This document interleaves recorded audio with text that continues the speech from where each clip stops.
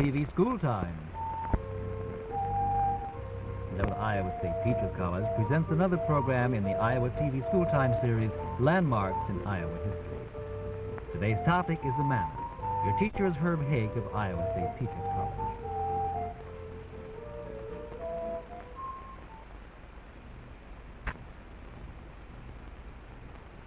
Hello, boys and girls. This is a cold one again today, isn't it? Almost too cold to take pictures. But whenever I visit a landmark in Iowa, I always like to take some pictures.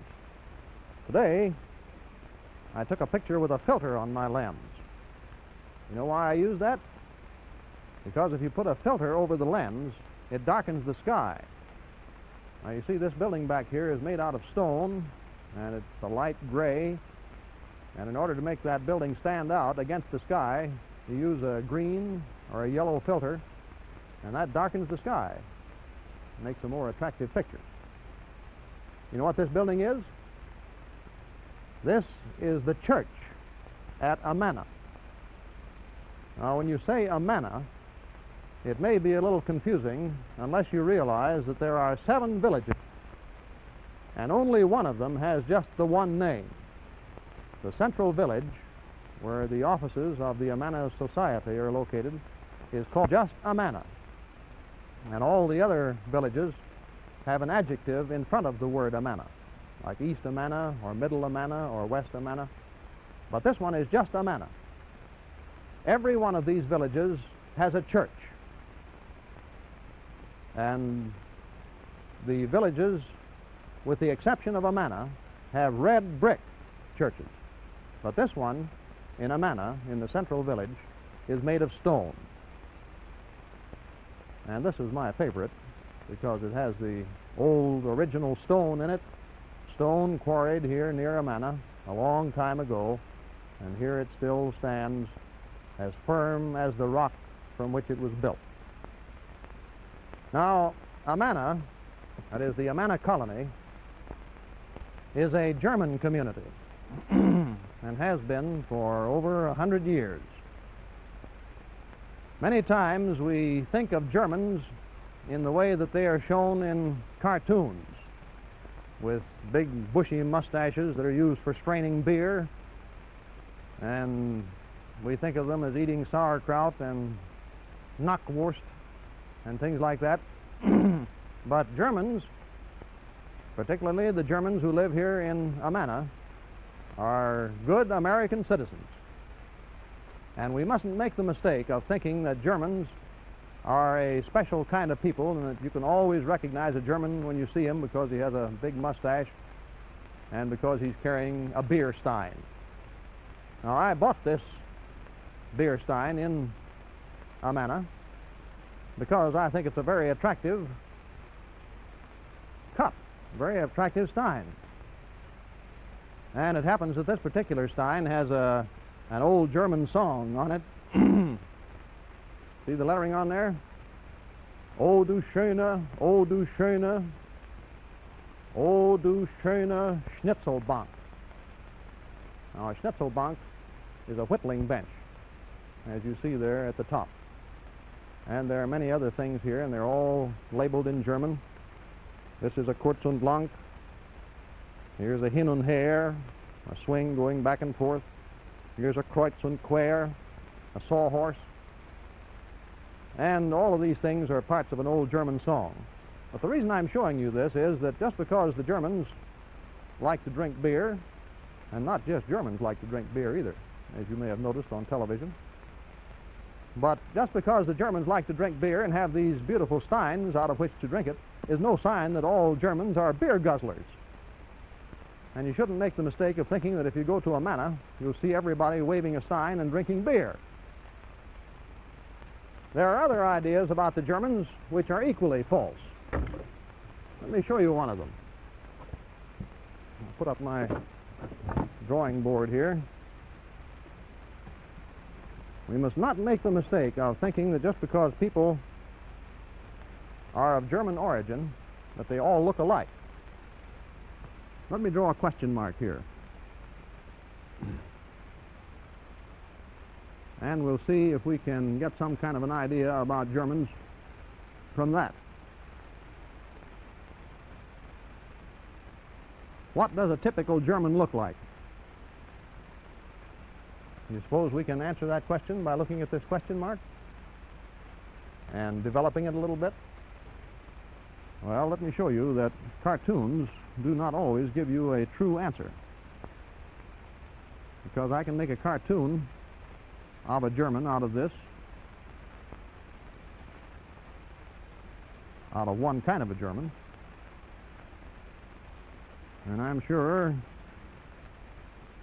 that your father or your elder brother or your uncle or someone may have told you at some time about a very mean and brutal German whose name was Adolf Hitler, and who caused a lot of suffering throughout the world.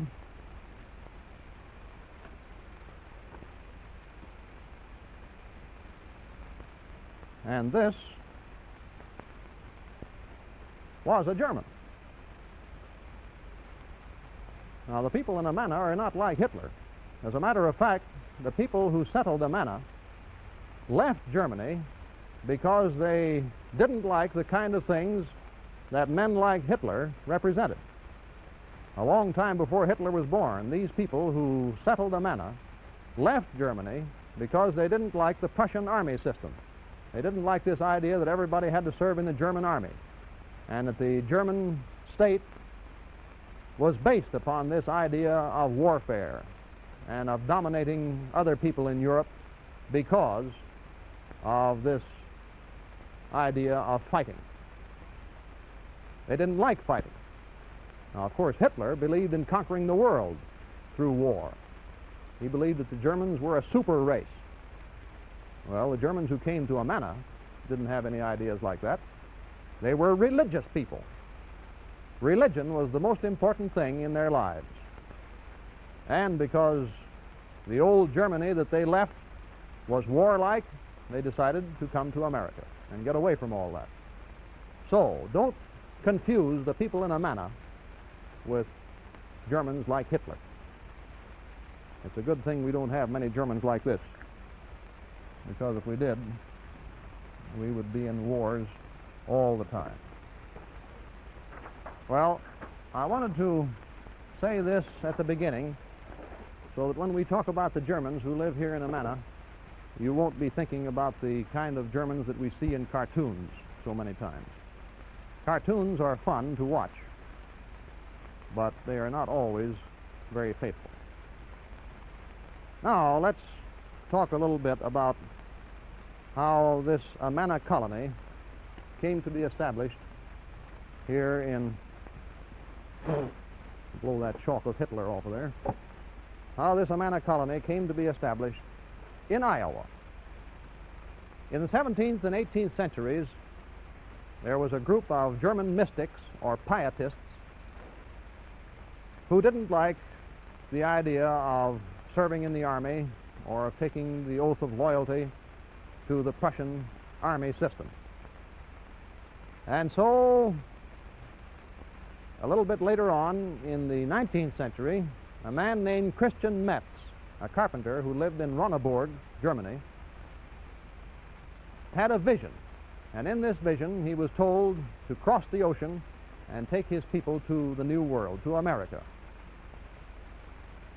And in 1842, he came to this country with a small group, and they found an old Indian reservation near Buffalo, New York, and they decided to buy it. 8,000 acres, an old Seneca Indian reservation. And in a few years, this became quite a settlement. Now, the idea that Christian Metz had was that the community should be founded upon religious ideas, that all who believed were gathered together and held everything in common. Now, this was what was called religious communism. This is not to be confused with the kind of communism we have in Russia today. This religious communism was founded upon the church. The church was the all-powerful body, and it controlled not only the the religion of the people, but also everything they did. And they owned everything together. There was no rich man, no poor man. Everyone had the same. And they all worked toward the same end.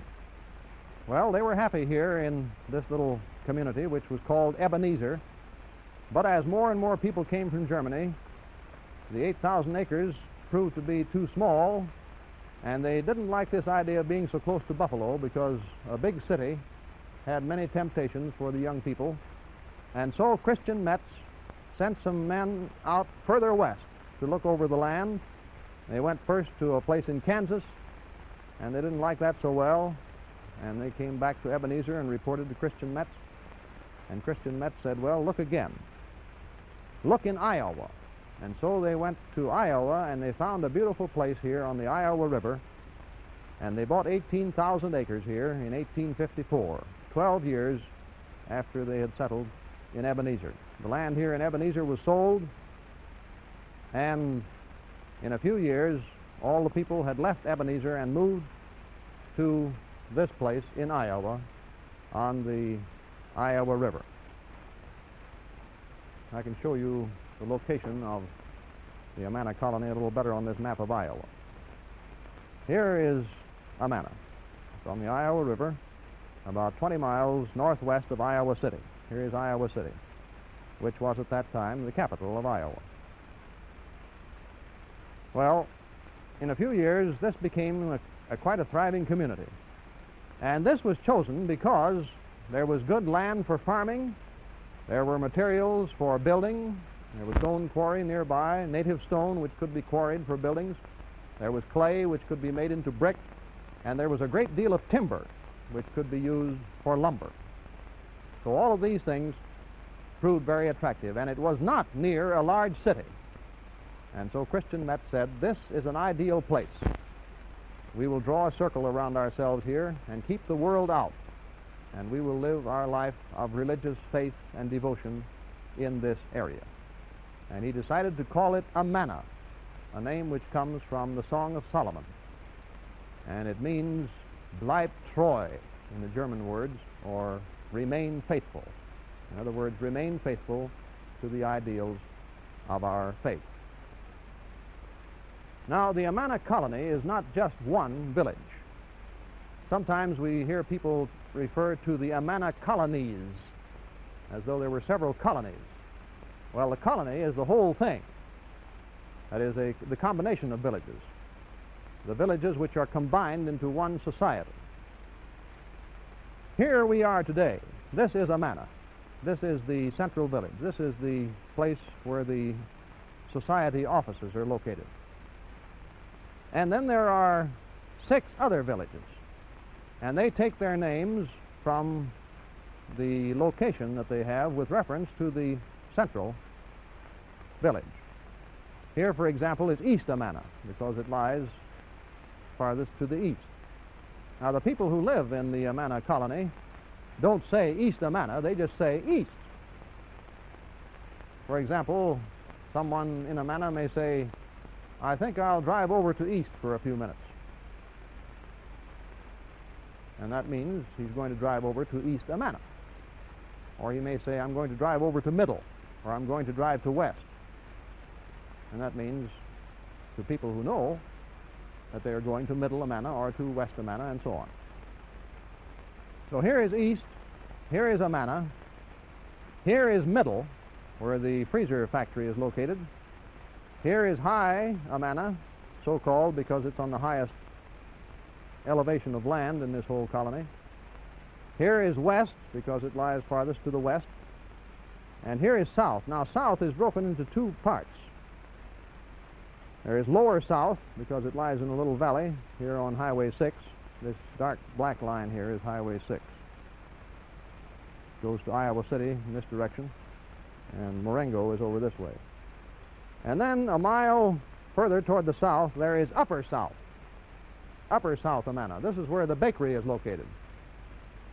So when you hear a reference to Lower South, that means the main village where the church for South Amana is located and where the village is located. There's a sandwich shop here right on the highway. And when you hear reference to Upper South, that means the bakery. This is the only one of the villages that doesn't have the name Amana in it. This is Homestead. In 1861, the Mississippi and Missouri Railroad came from Iowa City to this point. And the people in Amana, who had drawn this circle around themselves in order to keep the world out, discovered that they couldn't completely keep the world out.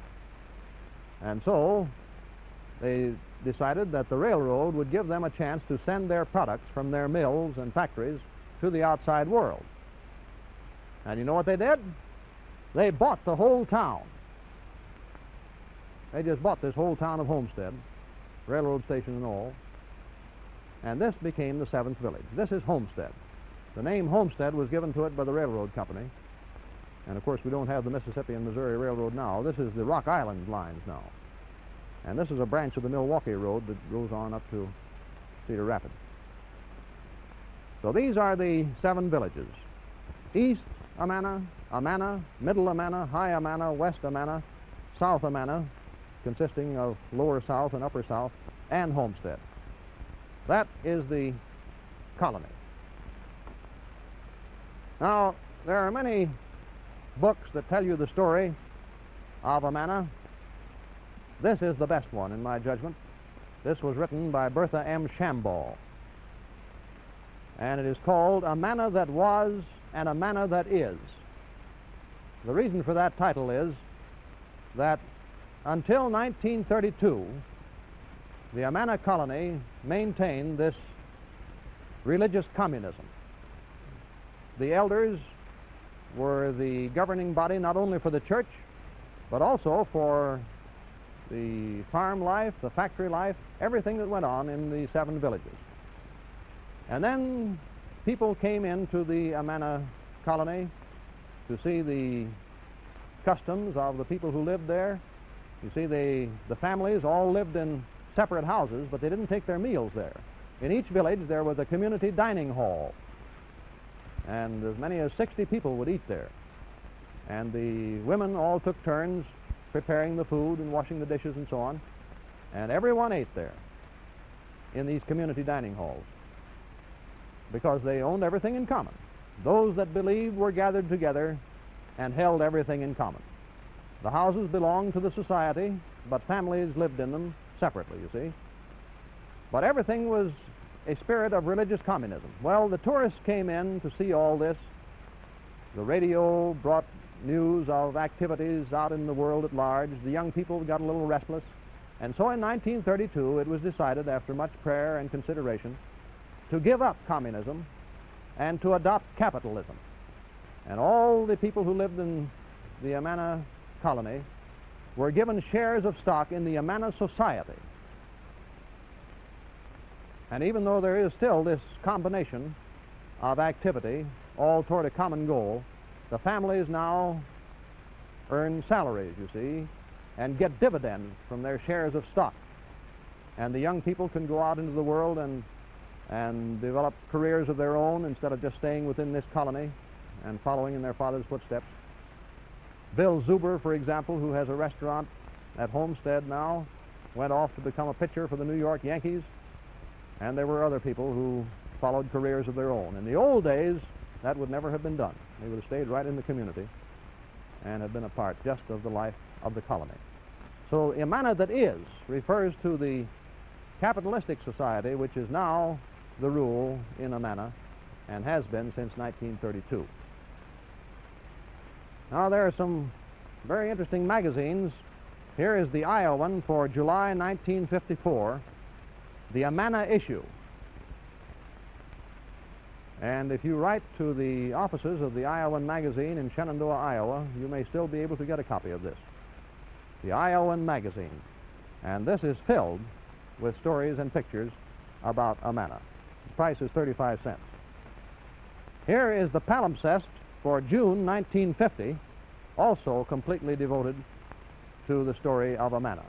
The palimpsest, as you know, and as I have often told you, is the magazine of the State Historical Society in Iowa City, and you may still be able to get a copy of this for 25 cents. Then there is the story of Amana, which is published by the Amana Society itself. And you can get this by writing to the Amana Society in Amana, Iowa, and send 25 cents for this. Now let me show you a few pictures. This was the home of Christian Metz, the founder of Amana. And this is typical Amana architecture, built of brick or stone, close-clipped eaves, no decoration on the outside. This porch was added many years later. Here is the trellis on the side. Most of these houses had trellises on them for grapes. And at the time Christian Metz lived there, this TV antenna wasn't on there. This is something that has come in since 1932. Here is a painting of Amana made by John Noe, a famous Amana painter who is dead now. But there are many paintings by John Noe which are still to be seen on the walls of the restaurants in Amana. This is typical Amana architecture. Notice the stone. This is native stone. And here is the Amana freezer plant. You see and hear many commercials about Amana freezers on television. Now this factory is the only one in the Amana colony which is no longer owned by the Amana Society. This was sold in 1950 to outside interests, but the people of Amana still work here. This is the freezer factory at Middle Amana. And here is the winery. Here is where colony wine is made and sold on the commercial market. It looks just like an ordinary house there in Amana, but the wine press and so on are back here. And here is a typical farmstead. As you drive through the Amana villages, and there are about 25,000 acres in the Amana colony now, you'll be impressed by the fact that there are no farmhouses. All the people who work the farms live in these villages. And they go out to work the farms, and the barns and silos and machine sheds and so on are on the edge of the villages. Now, farming is still the most important thing in Amana. Of these 25,000 acres, 19,500 are devoted to the cultivation of crops and to pasture. 5,000 acres are devoted to timber, and the timber, of course, is used for making the fine Amana furniture. Now, that doesn't leave much left in the total of 25,000 acres, does it? 19,500 for farming, 5,000 for timber. How much is left? 500 acres. Right. Now, this must include the 160-acre lake, all the factory sites, the place for the villages, and the roads. So you see, mainly this is farming community. They have about 5,000 cattle. The beef cattle is Hereford. The dairy cattle is Holstein. They have about 500 Holstein cows that have to be milked. And they have 8,000 hogs to provide raw materials for the meat market. And of course, the farming is such an important thing that the products from Amana, that is the meat products and the bread, baked goods and so on, are so important that this becomes a very vital part of the whole operation. Now, I'd like to have you see briefly some movies that I took several years ago when I visited Amana. And this will show you some of the other activities in the Amana villages. Mr. Bork has that film in Ames, so if you can hear me, Mr. Bork, and if you are ready, here we go. Here is the woolen mill. This is the oldest factory in the Amana colony. The people who settled Amana, that is, the members of the Community of True Inspiration, operated a woolen mill in Germany as early as 1838. And so it was natural that they would bring their crafts to this country.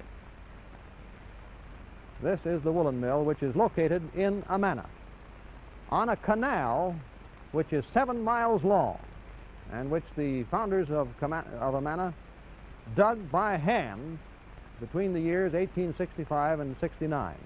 And I see it powers this mill, provides at least some of the power. The canal was dug between a bend in the Iowa River on the west to the Iowa River on the east. This again is the woolen mill. I took this in the summer, that's why the windows are open. They're all closed today. And if you look in the background, you can see the Amana cabinet shop, where the fine furniture made out of solid walnut and cherry is made. Here is the store, and the newer building coming into the picture there is the office of the Amana Society. There in the background is the home of Christian Metz. And as we go across the street here, we see the Ox Yoke Inn. There are 3 famous inns, eating establishments in Amana: the Runaboard, the Ox Yoke Inn, and the Colony. Notice the stone there, 1858. If that were in the corner, that would be a cornerstone, wouldn't it? But it's in the gable instead, so it's a gable stone. This is a typical Amana store, and here we see the old and the new side by side. The old building erected in 1858, and here the offices of the Amana Society right next door.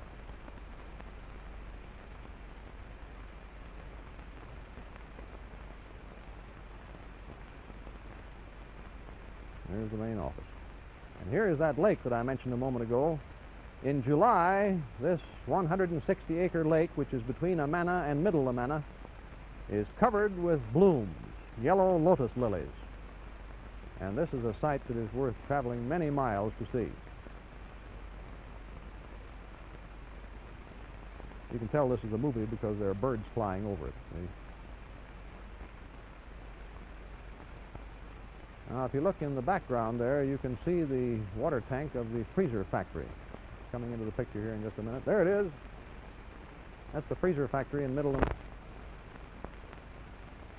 This is a beautiful lake.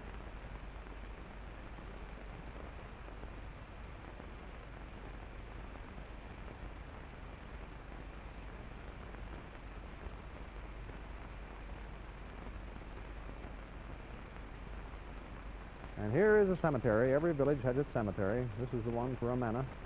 Notice that all the stones are the same size, showing that there is no difference. They're all considered to be alike in the eyes of God.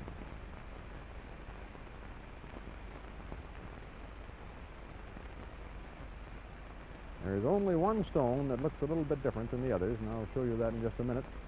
I have a close-up here coming up. Now that is a typical stone.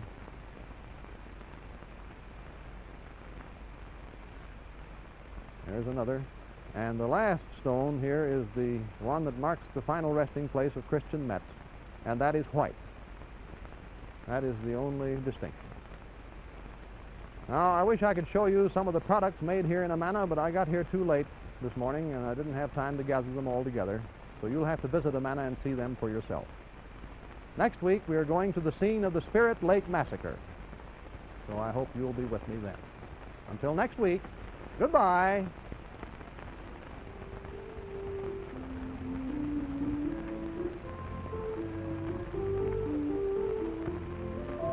Today, your teacher has been Herb Hake of Iowa State Teachers College. Latin Iowa History is produced for Iowa TV Schooltime by WOY-TV in association with Iowa State Teachers College. TV Schooltime is presented daily Monday through Friday at 10:30 a.m. by the Iowa Joint Committee for Educational Television. Be sure to